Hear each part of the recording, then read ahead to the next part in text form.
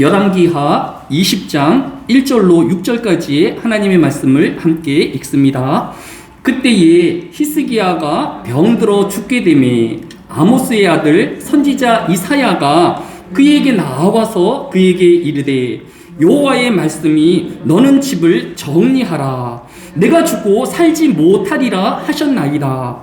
히스기야가 낯을 벽으로 향하고 여호와께 기도하여 이르되 여호와여 구하오니 내가 진실로 전심으로 주 앞에 행하며 주께서 보시기에 선하게 행한 것을 기억하옵소서 하고 히스기야가 심히 통곡하더라.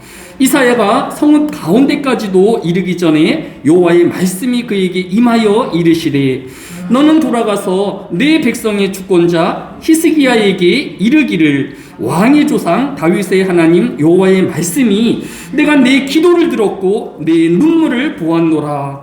내가 너를 낫게 하리니 내가 3일 만에 여호와의 성전에 올라가겠고 내가 내 날에 15년을 더할 것이며 내가 너와 이 성을 아수르 왕의 손에서 구원하고 내가 나를 위하여 또 내 종 다윗을 위함으로 이 성을 보호하리라 하셨더라. 아멘. 남유다의 13번째 왕인 히스기야 왕에 대한 기록은 열왕기하 18장 1절에 이스라엘의 왕 엘라의 아들 호세아 3년에 유대왕 아하스의 아들 히스기야가 왕이 되니라고 시작하여서 오늘 본문인 열왕기하 20장의 마지막 절인 21절에서 히스기야가 그의 조상들과 함께 자고 그의 아들 므낫세가 대신하여 왕이 되니라 라고 기록하고 있는 것을 볼 수 있습니다. 따라서 히스기 왕에 대한 기록은 열왕기하 18장, 19장, 20장 3장에 걸쳐서 히스기야 왕에 대한 기록이 기록되어 있는 것을 볼 수 있습니다. 히스기야 왕에 있어서 큰 일이 3가지가 있었는데 첫 번째는 열왕기하 18장 10절에 3년 후에 그 성읍이 함락되니 곧 히스기야 왕의 제6년이요 이스라엘 왕 호세아의 제9년에 사마리아가 함락되매라고 하였습니다. 히스기야 왕 6년에 북이스라엘의 수도인 사마리아가 아수르에 함락되고 북이스라엘이 멸망한 일이 있었던 것을 볼 수 있습니다. 두 번째 히스기야 왕 때의 큰 일은 열왕기하 18장 13절에 히스기야 왕 제14년에 아수르의 왕 사네립이 올라와서 유다 모든 견고한 성읍들을 쳐서 점령하매라고 하였습니다. 북이스라엘을 멸망시켰던 아수르가 이제 남유다에까지 쳐들어왔는데 그때가 히스기야 왕 제14년째의 일이었다라는 것입니다. 다행히 하나님께서 이 아수르의 18만 5천 명을 하룻밤에 죽임으로 남유다가 구원함을 받을 수 있었습니다. 정리하면 히스기야 왕 6년에는 북이스라엘이 멸망하였고 히스기야 왕 제14년에는 아수르가 남유다에 쳐들어왔지만 하나님이 아수르의 18만 5천 명을 전멸시킴으로 남유다가 구원함을 받았던 것을 볼 수 있습니다. 이제 히스기야 왕 때의 큰 일의 3번째가 오늘 본문 1절에 기록되어 있습니다. 그때에 히스기야가 병들어 죽게 되매 아모스의 아들 선지자 이사야가 그에게 나와서 그에게 이르되 여호와의 말씀이 너는 집을 정리하라. 내가 죽고 살지 못하리라 하셨나이다 라고 하였습니다. 오늘 본문의 말씀인 이 열왕기하 20장 1절의 사건은 언제 일어난 일일까요? 열왕기하 18장 2절에 보면 그가 왕이 될 때의 나이가 25세라 예루살렘에서 29년간 다스리니라 라고 하였습니다. 즉 히스기야 왕은 25살의 왕이 되어서 29년을 통치하였다라고 성경이 기록하고 있습니다. 그런데 오늘 본문인 20장 6절을 다 같이 읽습니다. 20장 6절입니다. 시작. 내가 내 날에 15년을 더할 것이며 내가 너와 이 성을 아수르 왕의 손에서 구원하고 내가 나를 위하여 또 내 종 다윗을 위함으로 이 성을 보호하리라 하셨더라 라고 기록하고 있습니다. 그러니까 이 히스기야가 병들어 죽게 되었는데 하나님께서 그의 수명을 15년을 연장하여 그가 살게 하였다라고 하였습니다. 그러면 이 29년의 통치 가운데 15년을 빼면 14년이 되어집니다. 그러니까 이 지금 히스기야가 병들었던 데가 언제냐면 히스기야 왕 14년에 일어났던 일이다라고 계산하여 볼 수 있을 것입니다. 그러면 정리하면 히스기야 왕 6년에 북이스라엘이 멸망하였고 히스기야 왕 14년에 아수르가 남유다를 쳐들어왔고 또 히스기야 왕 제14년 똑같은 해에 히스기야 왕이 병들어 죽게 되었다라는 것을 볼 수 있습니다. 그러니까 히스기야 왕 제위 14년에 이 두 큰 사건이 동시에 일어났다라는 것을 볼 수 있습니다. 그러면 아수르가 쳐들어온 일과 히스기야 왕이 죽을 병에 걸린 것의 우선순위가 무엇이었을까? 어떤 일이 먼저 일어났었을까요? 오늘 본문 12절을 같이 한번 읽어보도록 하겠습니다. 열왕기하 20장 12절입니다. 시작. 그때에 발라단의 아들 바벨론의 왕 브로닥 발라단이 히스기야가 병들었다 함을 듣고 편지와 예물을 그에게 보낸지라라고 하였습니다. 이 남유다의 주변에는 큰 제국이 3개가 있었는데 남쪽에는 전통적인 강국인 애굽이 있었고 북쪽에는 지금 북이스라엘을 멸망시켰고 또 남유다를 침범하고 있는 아수르 제국이 있었고 동쪽에는 이제 막 생겨났던 신생 제국인 바벨론이 있었습니다. 그런데 이 히스기야가 병들었을 때에 이 세 국의 제국 중에서 바벨론이 병문안을 오는 사신을 파송하였다라는 것을 볼 수 있습니다. 히스기야 왕이 자신이 병들어 병문안 온 이 바벨론의 사신들에게 한 가지 행한 일이 있었는데 그 일이 오늘 열왕기하 20장 13절의 일입니다. 다 같이 한번 읽어보겠습니다. 13절입니다. 시작. 히스기야가 사자들의 말을 듣고 자기 보물고의 금은과 향품과 보배로운 기름과 그의 궁기구와 창고의 모든 것을 다 사자들에게 보였는데 왕궁과 그의 나라 안에 있는 모든 것 중에서 히스기야가 그에게 보이지 아니한 것이 없더라라고 기록하고 있는 것을 볼 수 있습니다. 히스기야 왕은 이 병문안 온 사신인 바벨론 신하들에게 예루살렘 왕궁과 또 예루살렘 성전의 모든 은과 금과 또 보물들 또한 병기구까지 자랑하였던 것을 볼 수 있습니다. 그런데 우리가 알고 있었던 것처럼 아수르가 이 남유다를 쳐들어왔을 때에 히스기야 왕은 그들과 평화조약을 맺기를 원하였습니다. 그때 아수르가 요구한 것이 무엇이었습니까? 은 300달란트하고 금 30달란트였습니다. 궁에 있는 모든 것을, 남유다에 있는 모든 금은을 다 모았지만 은 300달란트와 금 30달란트를 맞출 수가 없어서 히스기야 왕은 왕궁 기둥에 있는 금을 벗겨내고 또 예루살렘 성문에 붙어있는 금 장식까지 다 떼어내서 그 금과 은을 다 아수르 왕에게 주고 평화협정을 맺었는데 그럼에도 불구하고 아수르가 유다를 포위했다가 18만 5천 명이 죽임을 당한 것 아니겠습니까? 그런데 오늘 본문인 보면 지금 이 히스기야가 왕궁의 금과 은과 또 병기고의 모든 무기들을 이 바벨론 신하들에게 보여주었다라고 하였습니다. 그러면 우리가 일반적으로 생각했을 때에 이 아수르의 침략과 이 히스기야가 병들어서 바벨론의 신하들이 병문안 온 사건의 우선순위가 무엇이겠습니까?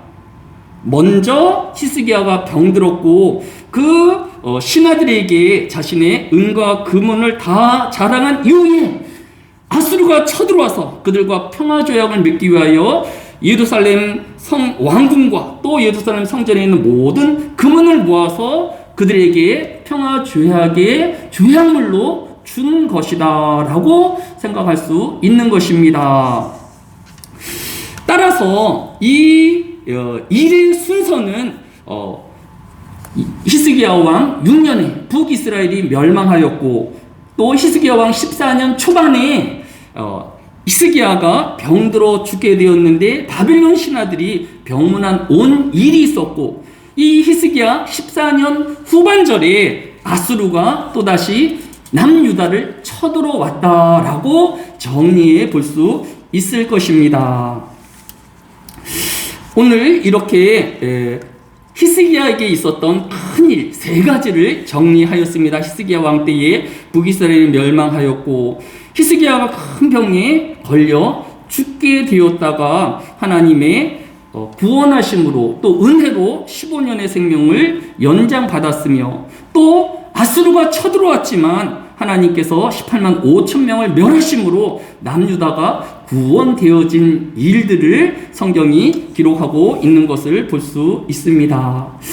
그런데 우리가 히스기야 왕에 대한 평가는 다윗 이후에 가장 하나님의 칭찬과 또 하나님의 인정을 받은 왕으로 우리가 히스기야 왕을 꼽지 아니합니까?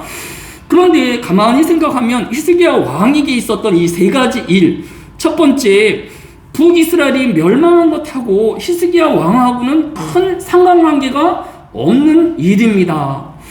두 번째로 이 히스기야 왕이 죽을 병에 걸려서 기도하여 하나님의 15년의 생명을 연장받은 것은 저나 여러분이나 지금 곧 죽을 병에 걸리면 기도하지 아니할 또 회개하지 아니할 사람이 누가 있겠습니까? 믿는 사람이라면 신앙 있는 사람이면 당연히 하나님께 생명 얻기를 구원하여 주기를 또 원하고 기도하지 아니하겠습니까? 그것이 맞는 일이긴 하지만 그렇게 모든 왕들 가운데서 가장 뛰어난 왕이라고 평가받을 일까지는 아니라 당연한 일이다라고 할 수 있을 것입니다.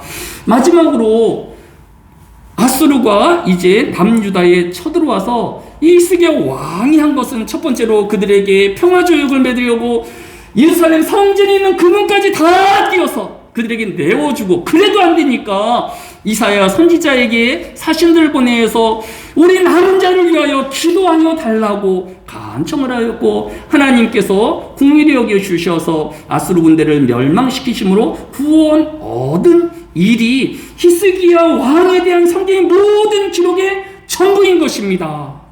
그럼에도 불구하고 왜 히스기야 왕이 모든 북이스라엘과 남유다의 모든 왕들 위에 가장 뛰어난 왕이고 하나님의 칭찬을 받는 왕이 되었을까요?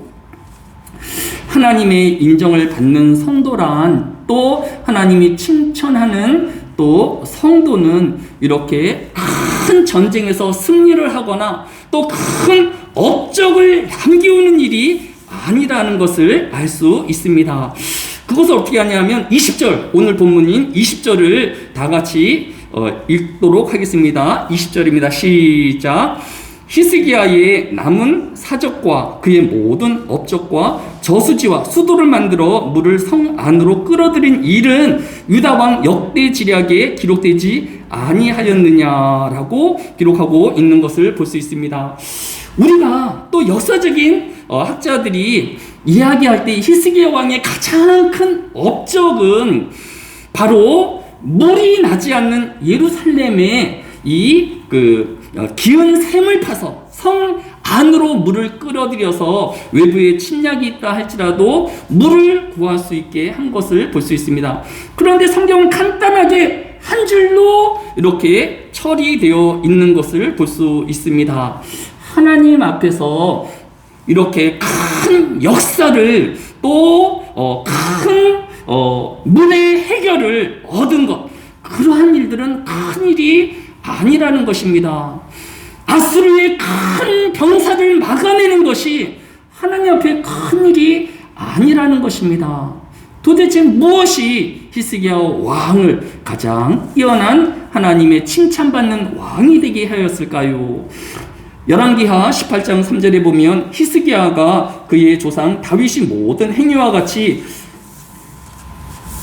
여호와께서 보시기에 정직하게 행하며 18장 4절에 그가 여러 산당들을 제거하며 주상을 깨뜨리며 아스레 목상을 찍으며 모세가 만들었던 눕뱀을 이스라엘 자손이 이때까지 향하여 분향함으로 그것을 부수고 누수단이라 일컬었더라 라고 기록하고 있는 것을 볼 수 있습니다. 히스기야 왕의 가장 뛰어난 업적은 어떤 큰 건축물을 만들거나 또 어떤 큰 군사력을 발휘하여서 대적과 큰 승리를 이룬 것이 아니라 오직 하나님을 예배하는 왕이며 또 우상을 멸하고 하나님 앞에 정직한 삶을 사는 것이 하나님의 칭찬과 가장 뛰어난 왕으로 일컬음을 받게 하였다라는 것입니다. 오늘날 이 시대에 하나님께서 어떤 사람을 칭찬하며 어떤 사람을 가장 귀히 보실까요? 하나님을 하여 큰 교회를 건축하고 또 많은 헌금을 하며 큰 사역을 만든 사람들이 아니라 주의를 지키며 하나님의 말씀대로 매일매일의 삶을 살아가는 그 삶을 하나님께서 존귀하게 또 칭찬으로 또 가장 귀하게 보신다라는 것을 알 수 있을 것입니다. 오늘 우리는 적은 교회이고 또 우리도 큰 부자이나 또 사회에 큰 영향력을 미칠 수 있는 위치에 있지 않더라도 2023년 매 주일을 하나님 앞에 예배하는 자로 또 하나님이 교회를 통하여 우리에게 주신 직분에 충성하는 일꾼으로 적은 일에 충성하는 정직한 일꾼이 되어질 때에 하나님은 그 누구보다도 칭찬하는 자이며 또 하나님의 존귀한 종이 되어짐을 우리에게 교훈하여 주고 있는 것을 볼 수 있습니다. 2023년 힘들고 어려운 한 해가 되어질 것인데 예배 중심의 삶을, 교회 중심의 삶을, 하나님께서 우리에게 맡기신 사명 중심의 삶을 우리가 살아가야 할 것입니다. 끝으로 오늘 본문이 교훈하는 바는 히스기야 왕이 병들었을 때에 바벨론 사신들이 그를 병문안 왔을 때 아마도 히스기야는 자신의 초라하고 병들어 있는 모습을 보이기 만회하기 위하여서 그가 가진 금은과 보화와 온갖 신기한 것들을 자랑함으로 우리는 나약하지 아니하고 우리가 이렇게 화려하며 또 강력한 힘을 가지고 있음을 자랑하고 싶었을 것입니다. 그러나 그 일로 인하여서 어떠한 일이 일어났었을까요? 오늘 본문인 20장 16절로 18절의 말씀을 같이 읽습니다. 오늘 본문 열왕기하 20장 16절로 18절까지의 말씀입니다. 이사야가 히스기야에게 이르되 여호와의 말씀을 들으소서. 여호와의 말씀이 날이 이르리니 왕궁의 모든 것과 왕의 조상들이 오늘까지 쌓아두었던 것이 바벨론으로 옮긴 바 되고 하나도 남지 아니할 것이요 또 왕의 몸에서 날 아들 중에서 사로잡혀 바벨론 왕궁의 환난이 되리라 하셨나이다 하니, 히스기야 왕이 바벨론의 사신들에게 왕궁과 금은 또 예루살렘 성전의 금문을 자랑하고 그가 자신의 높아짐을 보였을 때에 하나님은 이사야 선지자를 통하여서 히스기야를 책망하고 그에게 먼 훗날에 너희 자손들 중에 이웃 나라의 왕궁의 환관이 무엇이냐면 우리나라 내시입니다. 너의 왕의 후손이 남의 나라의 왕궁의 내시가 될 것이다. 그리고 너가 가지고 있는 이 유다의 모든 왕궁과 또 예루살렘 성전이 다 그들이 빼앗아 갈 것이다 라는 책망을 받은 것을 볼 수 있습니다. 결국 100여 년이 지나서 남유다는 바벨론에게 멸망당하였고 유다의 왕궁과 예루살렘 성전에 있던 모든 금은 부화를 다 바벨론에게 빼앗기고 말았으며 이스라엘 백성들은 바벨론에 포로로 끌려가서 노예의 삶을 살았던 것입니다. 두 번째는 이 히스기야 왕의 후손들이 바벨론 왕궁의 황관 내시가 된 일이 있었습니다. 그 일을 우리가 한번 찾아보기를 원합니다. 다니엘서 1장 1절로 3절입니다. 우리 같이 다니엘서 1장 1절로 3절까지의 말씀을 같이 찾아봅니다.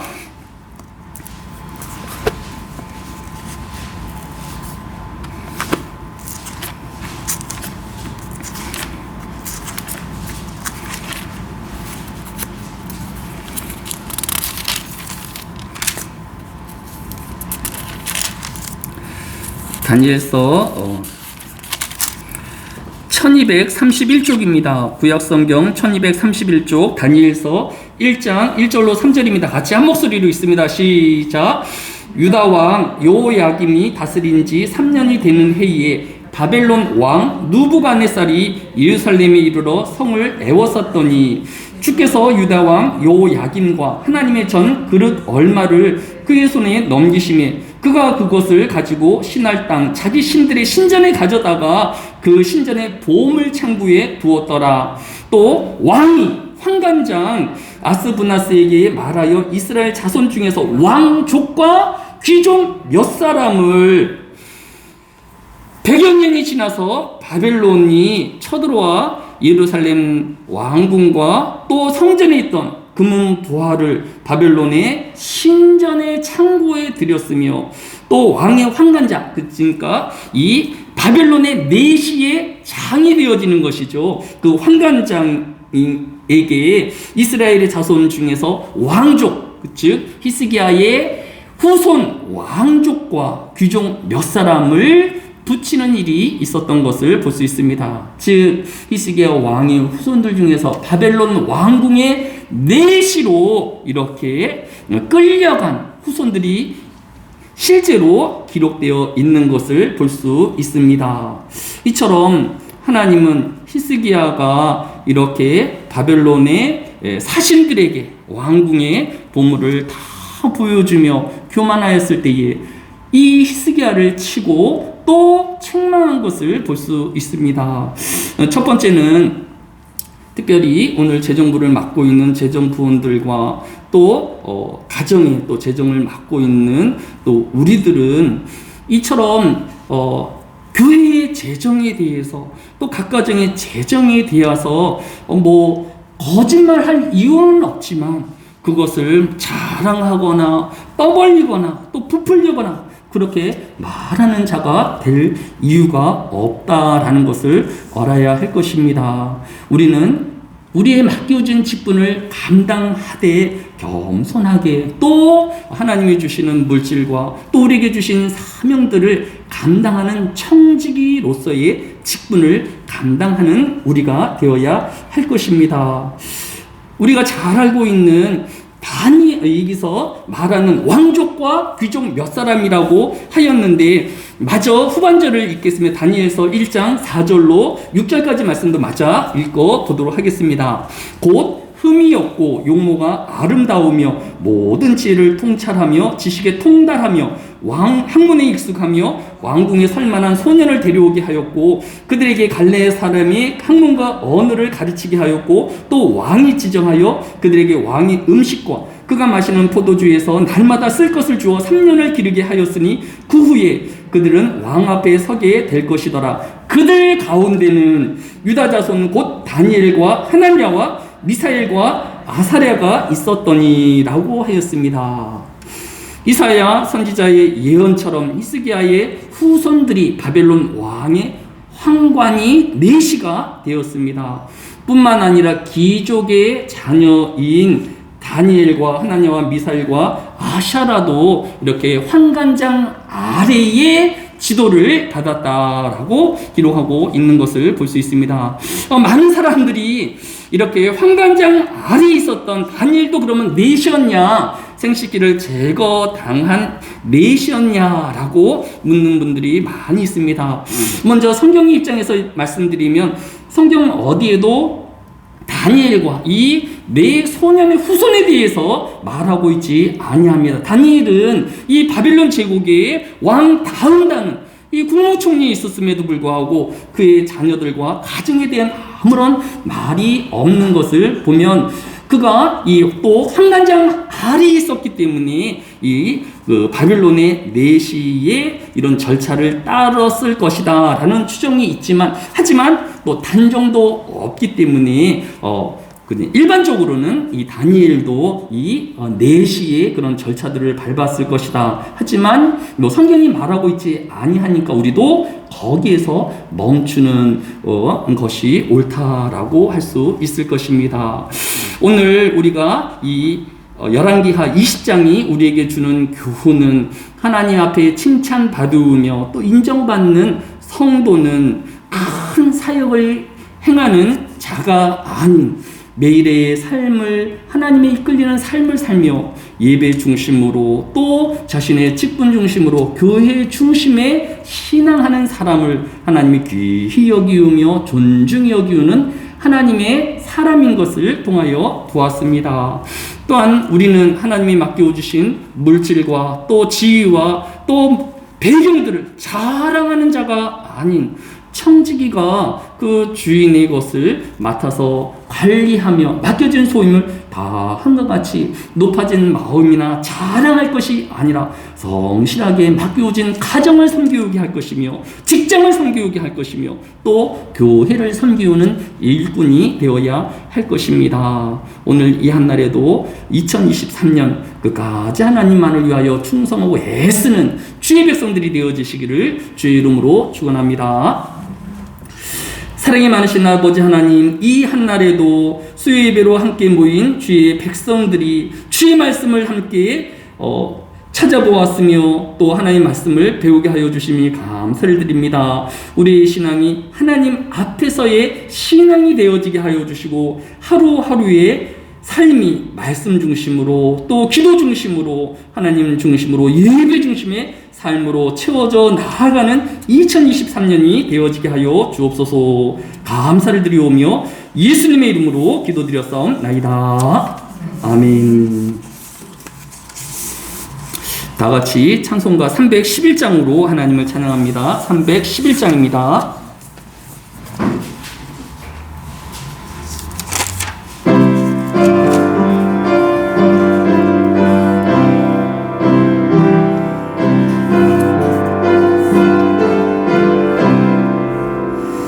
내 너를 위하여